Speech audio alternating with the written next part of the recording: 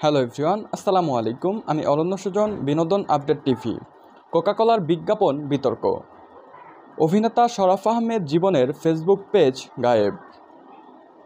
কোমল পানীয় কোকাকোলার একটি বিজ্ঞাপনে অভিনয় করে সাম্প্রতি তোপের মুখে পড়েন অভিনেতা শরাফ আহমেদ জীবন।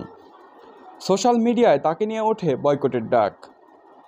এবার সেই বিজ্ঞাপন বিতর্কের জোরে সাইবার হামলায় নিজের ফেসবুক পেজ হারিয়েছেন এই অভিনেতা।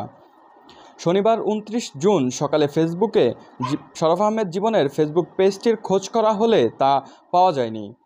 যদিও অভিনেতা শরাফ আহমেদ জীবনের ফেসবুক পেজ হ্যাক হয়েছে বলে বিভিন্ন গণমাধ্যমে উঠে এসেছে, তবে hacking group cyber ৭১ we hack to protect Bangladesh এর দাবি পেজ হ্যাক করা হয়নি, বন্ধ করে দেওয়া হয়েছে।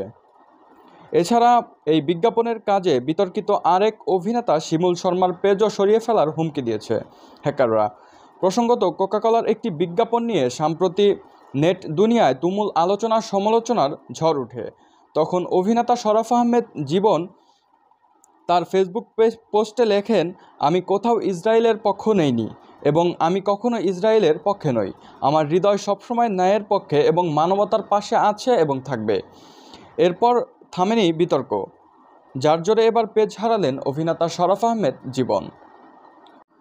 তো শরাফ আহমেদ জীবনের ফেসবুক পেজটি সরিয়ে ফেলার বিষয়টি আপনার কাছে কেমন লেগেছে? আপনার মূল্যবান মতামতটি আমাদের কমেন্ট সেকশনে জানাতে ভুলবেন না।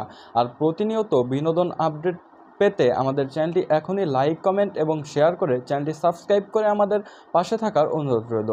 আমি অরণ্য সুজন, বিনোদন আপডেট টিভি।